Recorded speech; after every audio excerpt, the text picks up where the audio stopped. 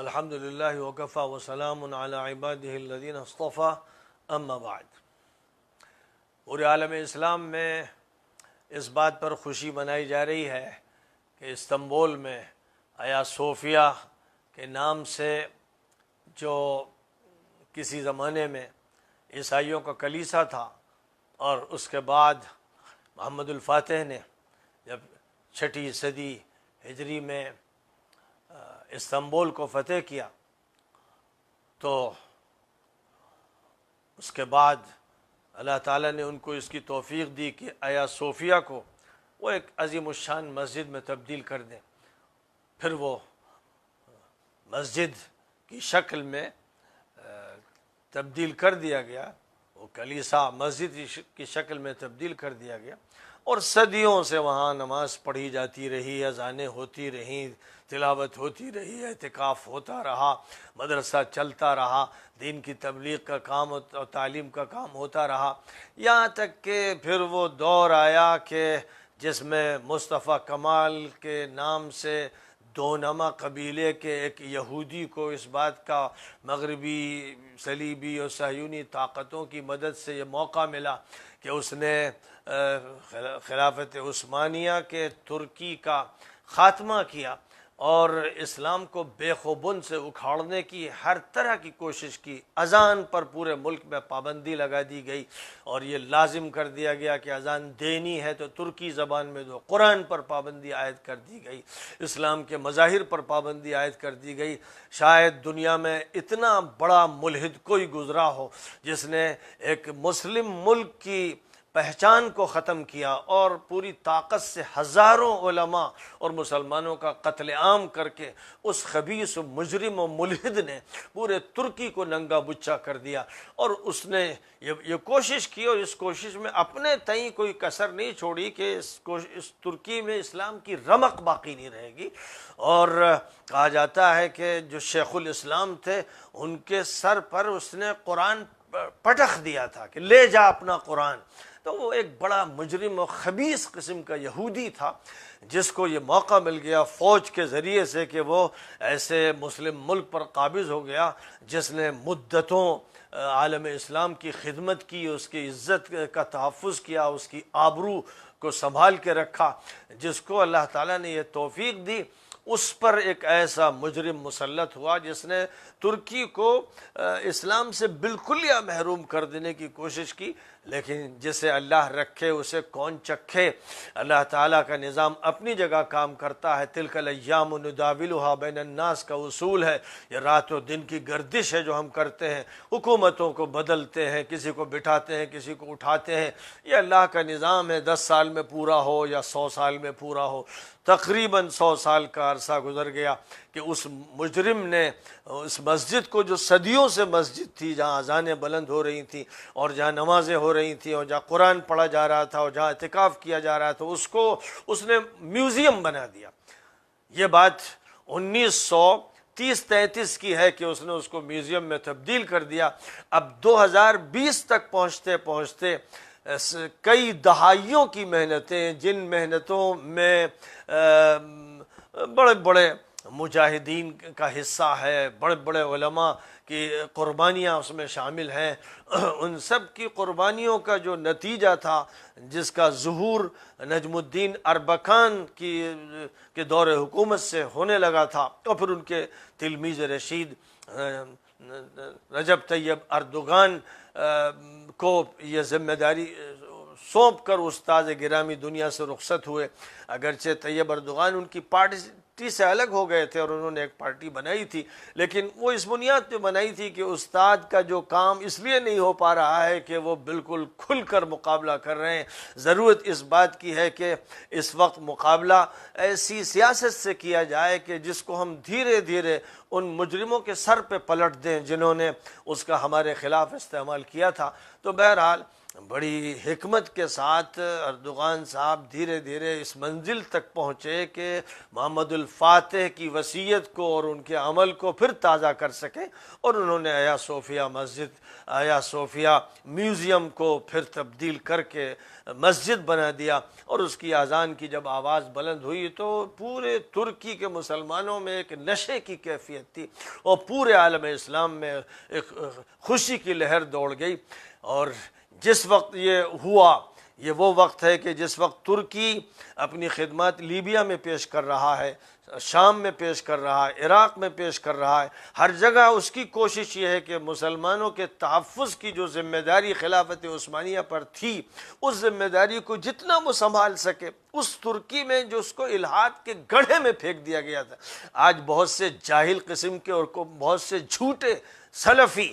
جو اپنا تعلق سعودی حکومت سے رکھنا چاہتے ہیں اور امارات سے رکھنا چاہتے ہیں، وہ یہ کہتے ہیں کہ ترکی میں تو ایسا ہے اور ایسا ہے۔ ترکی تو ختم ہو چکا تھا، اسلام سے اس کو جدا کر دیا گیا تھا، اس لیے اس کو اسلام کی طرف واپس لانا یہ سب سے بڑا اس دور کا مجددانہ کام ہے، مصلحانہ کام ہے، اور اس کے لیے اللہ تعالیٰ نے رجب طیب اردوغان کا انتخاب فرمایا ہے، اور بعید نہیں ہے کہ وہ آگے چلتے ہوئے اس مرحلے تک داخل ہو جائیں کہ سلطان سلیم عثمانی جس طرح خادم الحرمین شریفین قرار دیے گئے، اللہ ان کی تقدیر میں یہ لکھ دے کہ وہ بھی آئندہ کے خادم الحرمین شریفین ہوں، کیونکہ اس وقت جو جزیرۃ العرب پر حکمرانی کرنے والے غلام ہیں، جو انگریزوں کے ایجنٹ ہیں، جن کو انگریزوں نے قائم کیا، پھر امریکن نے ان کو سہارا دیا، اور آج امریکہ کے سہارے پر اور امریکہ کے فوجی اڈوں کی موجودگی میں ان کی حکومت اسی طرح چل رہی ہے جیسے حکومت دلی کا حال تھا کہ از دلی تا پالم، حکومت شاہ عالم از دلی تا پالم۔ ایسے ہی ان مجرموں کا حال ہے کہ ان کی دولتیں عیاشیوں میں جاتی ہیں۔ انہوں نے کوئی کارخانہ ہتھیاروں کا تو کیا بناتے، زندگی کی روزمرہ کی ضروریات کے کارخانے نہیں بنائے، جتنی دولت تھی، تیل کی دولت، یہ پی گئے اور پوری امت کی دولت کو غصب کیا، ڈکیتی ماری۔ یہ وہ مجرم ہیں جن کے بارے میں کچھ لوگوں کا یہ کہنا ہے، خاص طور پر جو بیمار سلفی ہیں، بے پیندے کے لوٹے جو کہلاتے ہیں، ان کا حال یہ ہے کہ یہ کشنر سے ملیں، یہ ٹرمپ کے سے بیعت کریں، یہ $450 ملین اس کی خدمت میں پیش کریں، یہ سینچری ڈیل کریں، یہ قوم سمود اور قوم لوط کے علاقوں میں پکنک اسپاٹ کھولیں، یہ 300 سینما گھر کھولیں، یا عورتوں کو بے پردہ کریں، اور ان کی اندر کی عیاشیوں کی کتنی داستانیں ہوں، لیکن وہ انہی کی تائید کرتے ہیں۔ یہ وہ مجرم ہیں جنہوں نے اسلامی نظام کو مصر میں برپا نہیں ہونے دیا، اور اسرائیل کے ایجنٹ ذلیل اور خار ایجنٹ سیسی کو مسلط کیا، جن کے ساتھ مصر میں سلفی کھڑے تھے، جو سیسی کے ساتھ کھڑے تھے۔ اس کے بعد سیسی نے ان کی داڑھیاں نچوا دیں، ان کو ٹھوکر مار دی، آج ان کا کہیں نام و نشان نہیں۔ پھر یہی وہ مجرم ہیں جن کو یمن کے 2 ٹکڑے کرنے کے لیے مسلط کیا گیا جنوبی یمن پر، اور جنوبی یمن کو شمالی یمن سے توڑنے کے لیے انہوں نے خود اہل سنت کے درمیان ایک جنگ چھڑوا دی، وہ جنگ جو حوثیوں اور اہل سنت کے درمیان تھی، جس میں پہلے شاہ عبداللہ نے حوثیوں کو اس لیے اپنایا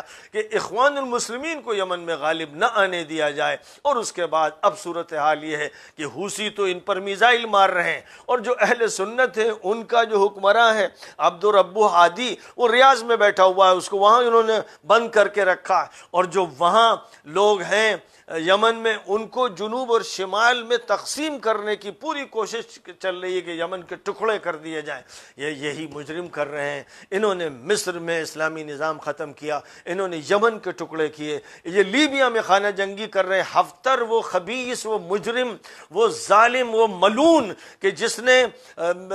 طرابلس میں اور ترہونہ میں انسانوں پر، عام شہریوں پر بمباری کر کے گھروں کی چھتیں اور دیواریں بوڑھوں پر، بچوں پر، عورتوں پر گرا دی، اور بڑے بڑے وہ مقبرے دریافت ہو رہے ہیں، وہ قبرستان دریافت ہو رہے ہیں جہاں زندہ بوڑھوں کو، بچوں کو، عورتوں کو دفنا دیا تھا۔ آج وہ سب چیزیں کھل کر سامنے آ رہی ہیں، اور یہ مجرم، یہ خبیث حفتر کے ساتھ کھڑے ہیں، وہ سیسی کے ساتھ تھے، تیونس میں سبسی کے ساتھ تھے، اور ادھر یمن میں عبداللہ صالح کے ساتھ تھے۔ اس کے بعد اب اس وقت ان کا حال یہ ہے کہ یہ یمن کو توڑنے میں لگے اور یمن پر قحط مسلط کر دیا اور بمباری کر کے اس میمون اور مبارک یمن کو منحوس یمن بنا دیا۔ یہ وہ مجرم ہیں۔ پوری ملت اسلامیہ کو بالاتفاق طے کر لینا چاہیے کہ جو عہد اول تھا، عہد رفتہ ہے، اسے واپس آنا چاہیے۔ اور یہ بکاؤ قسم کے لوگ، یہ عیاش لوگ، یہ بدماش لوگ جو جزیرۃ العرب کا حلیہ تبدیل کر رہے ہیں، ان کا کسی نہ کسی طرح سے خاتمہ ہونا چاہیے، اور ان کا کوئی بہتر متبادل جو خود 99% جو جزیرۃ العرب کی آبادی ہے، جس کو سعودی عرب حقیروں نے، ذلیلوں نے، مجرموں نے کہا، جو وہاں کی آبادی ہے، اس آبادی کا 99% حصہ اس حکومت کے خلاف ہے، اس نظام کے خلاف ہے۔ اس لیے وہ اسی ملک کے اچھے لوگ، نیک لوگ، صالح لوگ، جن کو جیلوں میں ڈالا گیا ہے یا جن کی زبانیں بند کر دی گئی ہیں، وہی اس کو سنبھالیں گے، اور اس کے سنبھالنے کے لیے ان کو وہ عالمی نظام ملے گا جو عالمی نظام صحیح فکر کو پیش کرے گا اور عزت رفتہ کو واپس لانے کی کوشش کرے گا، جو نہ انگریزوں کا غلام ہوگا اور نہ وہ روس کا، نہ امریکہ کا غلام ہوگا۔ ان سے آزادی کے ساتھ جو یہ کوشش کرے گا کہ امت کا تشخص بحال ہو، اس کے ساتھ پوری امت مسلمہ کو جڑنا چاہیے۔ اور جو لوگ دھوکہ دے رہے ہیں اور ادھر ادھر کی باتیں کر رہے ہیں اور حکومت کے خلاف جو بیانات دیے جاتے ہیں، تو ان میں کہتے ہیں ایک بڑے عالم اسی مغصوبہ زمین کے ایک بڑے عالم کا یہ کہنا تھا، اس کا بیان آیا کہ سعودی عالم جو کہلاتا ہے کہ اگر آپ ٹی وی کی اسکرین پر دیکھیں اپنے حاکم کو بدکاری کرتے ہوئے، تب بھی اسے برا نہ کہیں